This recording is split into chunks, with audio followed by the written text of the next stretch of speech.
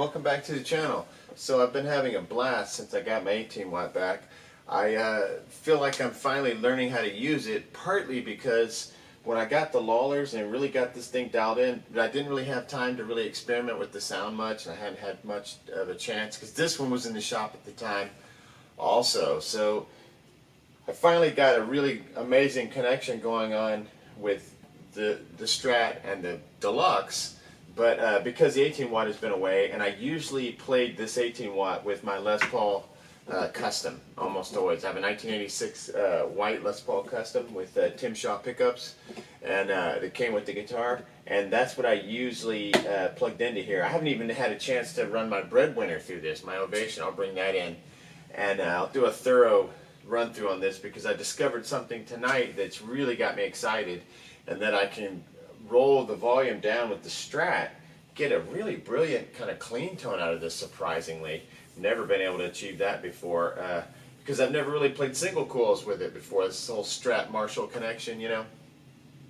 And then, so you get your strumming kind of like on 3 or 4 and getting some really nice clean tone, and then you just, like you're stepping on a distortion, or like an overdrive, just turn up and boom, it just comes alive. And the way I do it is turn the amp all the way up. You know, so that all the power is here and you control it from the guitar, which I love doing that kind of stuff. That way I stay free of pedals, get the ultimate tone from the, you know, straight connection, the simple connection with nothing in between, no circuits in between, and when you crank it up, it just, boom, there it comes alive. Alright, so I have made the decision, though, that I'm going to use this amp for this song. I just think it sounds more Fendery, and it just fits the material better. These songs have a cleaner feel to them, and they're less, the last few are less like rock jams and more just like, I don't know what they are exactly, but they sound, I think it sounds more sensible with the Fender. And what I'll do is play really quickly the part that I'm working on, and let you guys decide what you think. You might have a different opinion than me, but I think this one, what I'm excited about with the Marshall is that I'm remembering how versatile it is for live, especially if I use the 2x12. And like I said, I'm going to switch out the Marshall GT65 and the Eminence Red Coat something or another. I'm going to take those out, and that one's ceramic, it's not the Alnico. I'm going to take both those speakers out and put in the ones that I have in here, which is the Alnico Celestion Alnico Blue and the Celestion G12H30. The blue is 15 watts and the 30 is 30 watts. And so that would be the perfect amount of speaker efficiency and wattage versus this 18 watt head. That's basically, let's see if it's 30 plus, it'd be 45 watts. That's more than double this, because this, all we need is like 36 watts worth of speaker to keep from blowing it up and to push it, you know, to its maximum. So that's a really good matchup. And I've just been lazy. Now that I'm excited about this Marshall tone again, I'm going to yank off the back of that probably in the next couple days, rip those speakers out, score the other ones, and put those up on Reverb. I'll give everybody the listing because they're both nice speakers. I'm just really picky about speakers, and I got hooked on these, and I thought I was going to dig something different. And then when I went back and forth between the two, and I'll do it at some point soon when I do this whole sound test on all my guitars with the Marshall. But when I went back and forth, I definitely liked the 4x12 better. More bass and just a sweeter tone. I know this isn't going to have as much bass as the 4x12, but it just lacks focus. The speakers lack focus in there compared to what I'm used to with the four that are in here. All right, so the little part, I can start practicing it right away because the little solo bit goes over the verse music, and I was thinking about continuing it, some kind of subtle thing into the chorus music, but so far I haven't struck gold by playing along. But I will show you what I'm going to do with the part real quick, and then we'll have a quick tone discussion where I compare the two tones and make sure you think this is, I think this has like more of a bottle Fender bluesy tone. I'm just going to crank it all the way up since I'm playing single notes. I'll probably put it on 9, I don't want to blow it up tonight, although I do have a backup speaker. So if something bad happens, I can always pop it in, stay running, send this one to have it recombed. Alright, so here we go. I'll just play along so you can hear what this amp sounds like. Well, actually, let me do the amp thing first. Well, no, let me just introduce the part first. Here we go. So here we are. 1, 2, 3.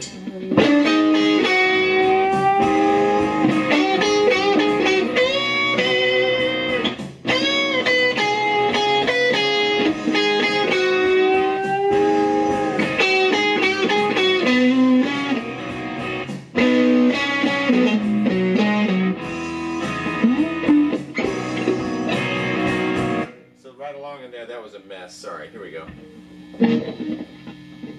1, 2, 3.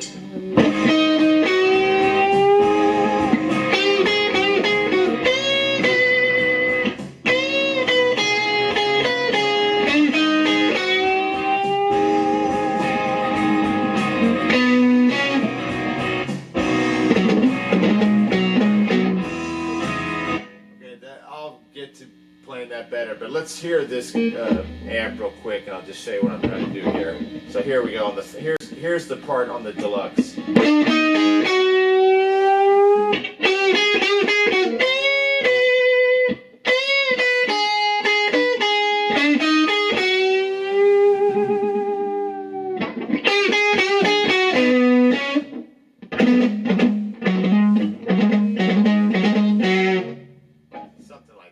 That's where I'm headed right now. Okay, so that's the Fender tone. One more time, let me just put that on the Fender.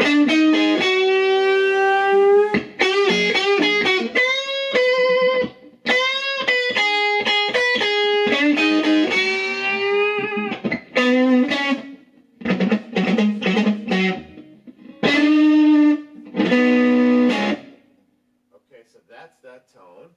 All right, so, oops, sorry.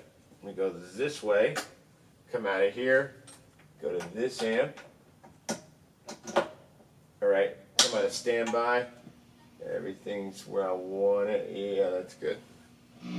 All right, so I'll crank this one up. It's going to be louder, so don't be suckered in by louder. Listen to the quality of the tone and picture it like blending in with the song as it's recorded.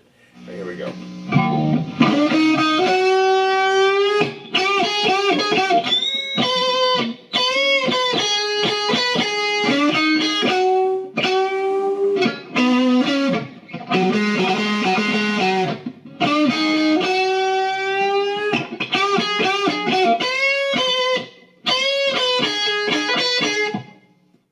Back to this one.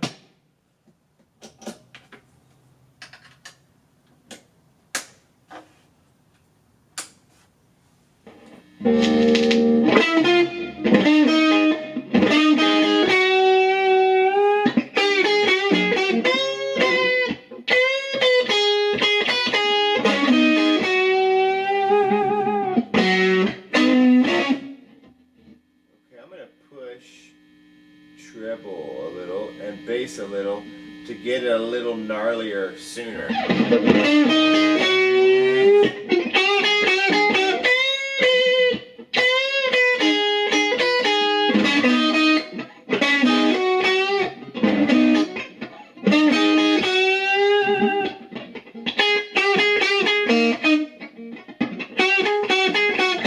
going to hammer on right there so it's like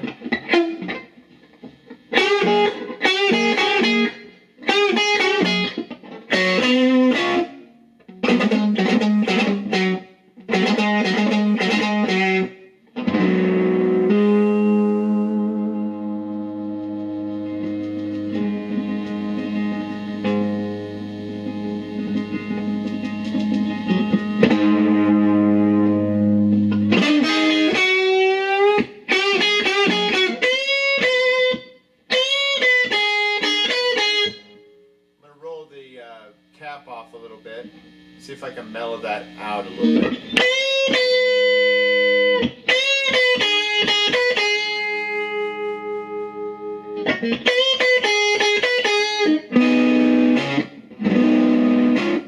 Most of the time, the bridge pickup, which is what I'm in, is not affected by the tone control, but I wired a little jumper wire over to the lug where the tone control is so that you can use it on the bridge as well.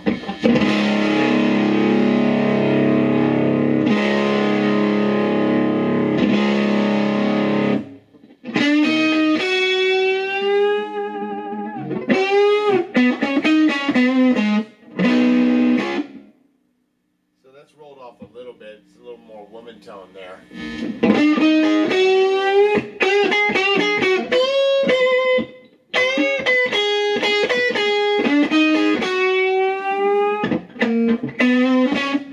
I think my ears are shot from being in here too long too. I can't tell what I'm listening to anymore. All right, one more second.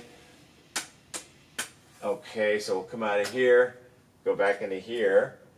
Man, this one is sounding so much more usable. What's great about this one is that it's just a lot easier to take out. I'm scared to take this one out a lot of times. It's a 1966 amp and still looks great. I'd feel really bad if I tore up the Tolex or ripped the front grille. This, I don't have to worry. I built it myself. I can just buy a new head anytime I want. Who cares? All right, here we go.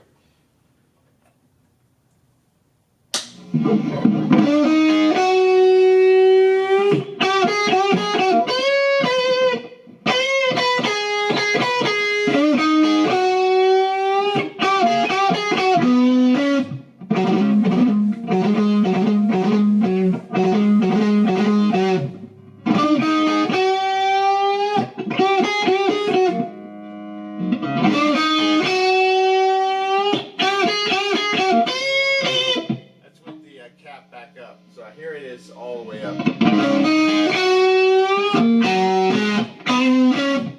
now here it is rolled off a little bit.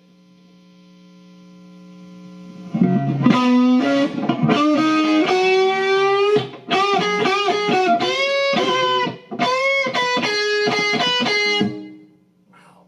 This thing is so touch responsive. Alright, so let me show you this little thing I was talking about on this guitar and this amp combination with the clean thing. So here I am. Let's say we're in the neck pickup, which most people think is not that usable on a Strat. All right, so let's go to the neck pickup, and I've just got it turned up. I don't know, to 3. Let's put it on 3, and then watch this.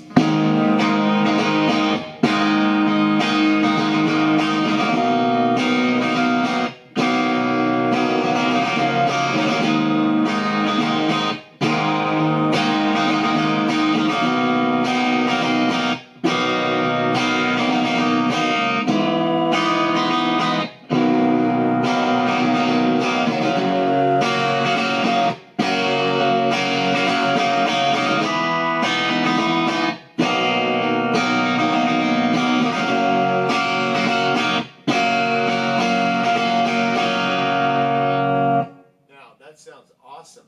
Super clean too. Now let's say I wanted to get gnarly. So it's like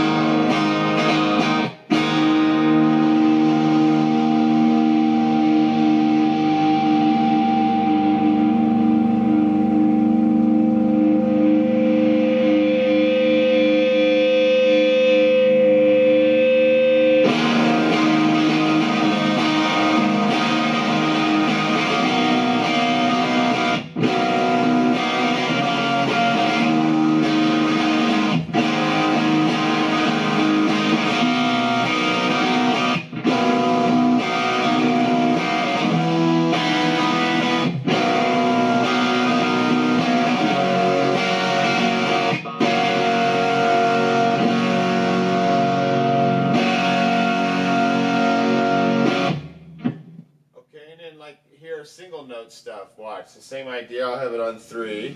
It's like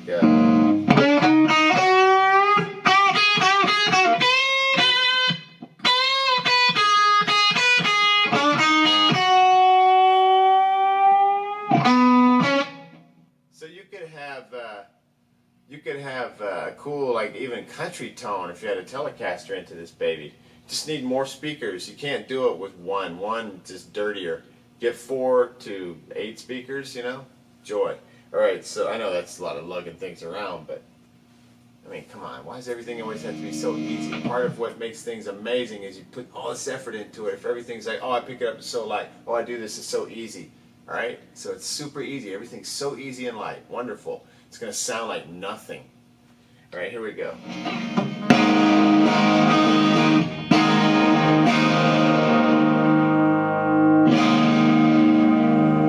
Here's like a strummy tone. Like, so I got it on 3.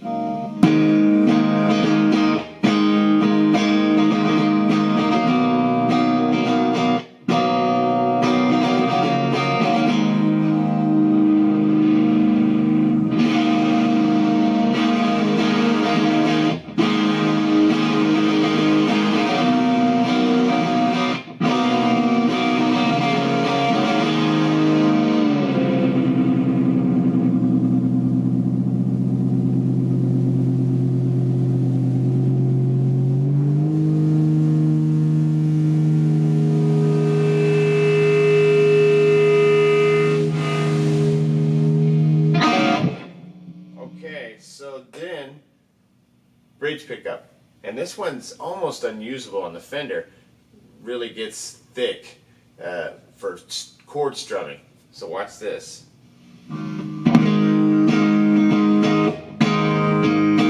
sounds so robust and full. It's like this wonderful tone. Turn up the tone knob on the amp just to sparkle it a little bit.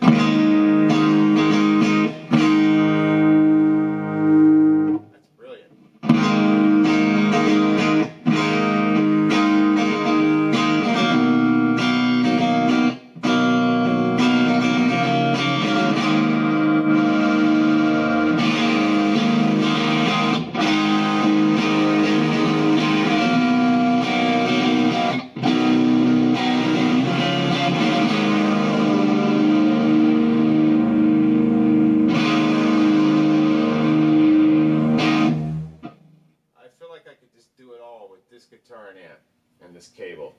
I just plugged in, and you know, it's everything. So this is like an ideal amplifier. I'm glad I went all through this because I was getting hot to buy a super reverb, and it's the same circuit as this, but it comes with 4x10s and reverb, and I don't think I'm a reverb nut, drier player, because even with the deluxe, I don't really care about having reverb that much. Alright, so going to standby here, back to this, plugging into 1, coming out of standby. My ears are probably shot at this point.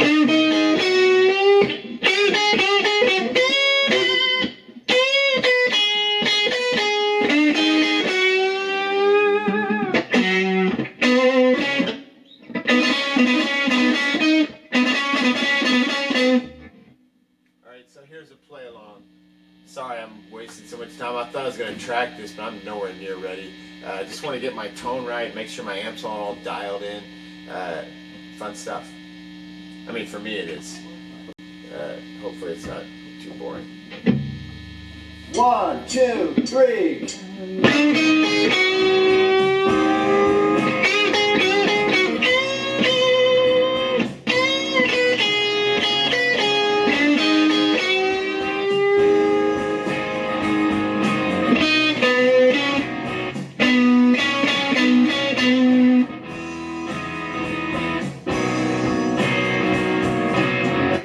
One way to do it.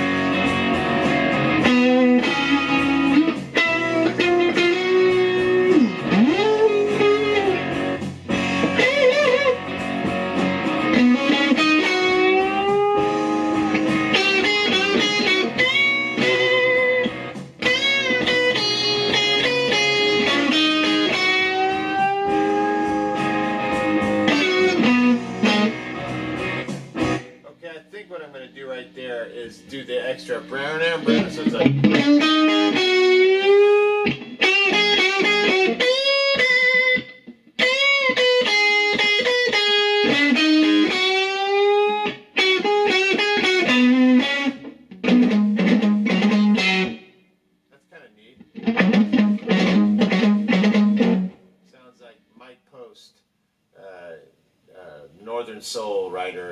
England. He ended up doing a lot of theme songs for television.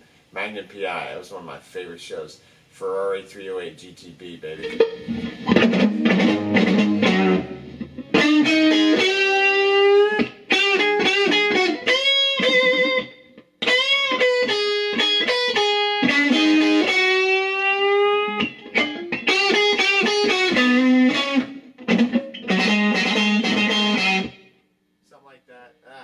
I'm a terrible guitar player. You know, I just want to get better.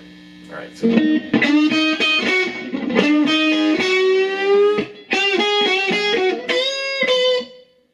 little too much treble. I'll push the bass to 6, treble to 1.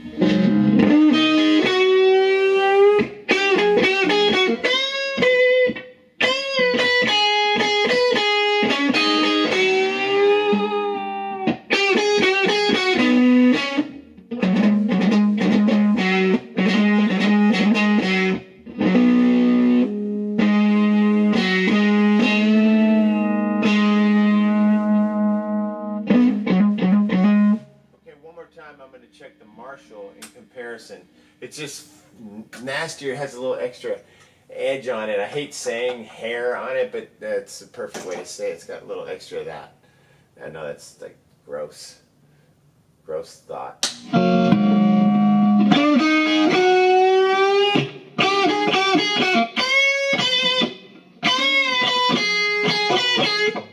Okay, so it's more powerful and it's more in your face. And the EL84 is super sweet, but I'm missing like that bottle tone, that, I don't know how to describe that, extra Fender like bite that is so. Now I'm losing some of the rock out of it. I'm losing some of the violence, you know, that the Marshall provides, but I'm getting some of a more pure, like I think people that love blues music would hear this. You know, I'm hoping like same way like Stevie Ray Vaughan lit up that Let's Dance record. It was like at the time it was seen as like a pop record.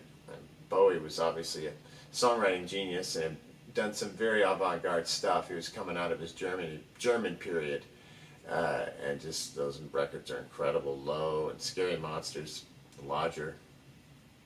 All those records are fantastic, but he wanted to make a hit record because he was broke, and hooked up with Nile Rodgers. Is amazing, amazing. That record is because of Nile Rodgers, I think. But Stevie Ray Vaughan came in and laid down some real beautiful Albert King type stuff on that record, and gave the record a certain feel, and it has a Fender tone to it. And I was trying to kind of replicate that. Like I know everybody in the known world tries to sound like Stevie Ray Vaughan because he put a lot of effort into his tone, and he gets that kind of bottle tone. But he was using like double amps, and I think he used Showman.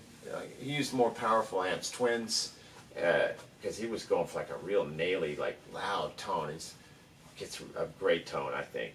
That's part of why he stood out. Besides his amazing playing, is his tone is just like right in your face. All right, so here we go. Let's just see what the difference is now that I've done all this yapping. We won't remember.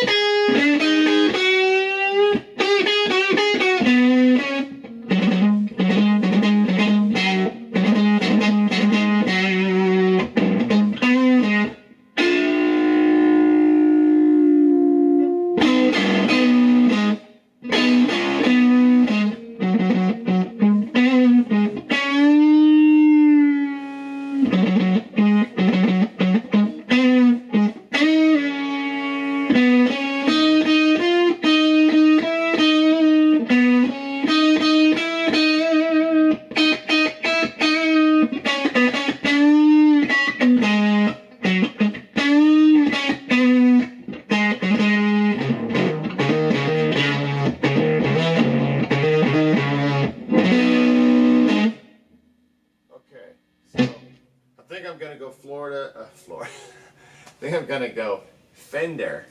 I'm going to go Georgia, Florida. Now I'm going to go Fender with the solo. but I am just so into this amp again. Next thing I'm going to do is get it back on this 2x12, get these speakers popped out. But as far as the progress of the tone, the song goes, this is the next bit. And I didn't hear anything on the chorus that was popping out. I don't know. I'm going to just try to get some kind of like basic bit down, tomorrow, and then move on to vocals, because like I said, I haven't even written the lyrics yet on this thing. And it's really annoying. I used to like to write lyrics on the road. So I'd like to have a song that was like pretty far along, but I was just kind of singing whatever. And if you're debuting songs, especially back in the 90s, people actually wanted to hear new songs in those days. I mean, obviously if you went to a town and you played the ones that they'd already heard, they would celebrate those, but people were so excited about new material in the 90s. It was a really amazing thing. Like I'm talking like 91 to like 96-ish, it started to change. I don't know why. Nothing ever lasts very long. So if you're into something amazing, run with it as hard as you can, as fast as you can, as much as you can while it's happening, because everything stops. It just goes away. And the vibe goes away and you'll never get it back.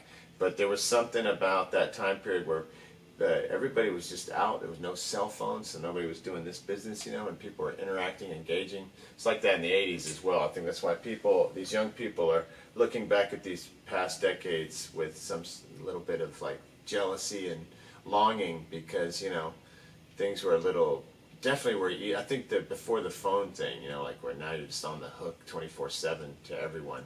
Back in those days, and then like going places, you couldn't like sit at home and just have a whole experience at home. You had to like get out, and everybody wanted to be a musician. Like rock music was in, and the whole Seattle thing made it hip again to like kind of do the punk thing, and like anybody could play guitar and get out there and do it.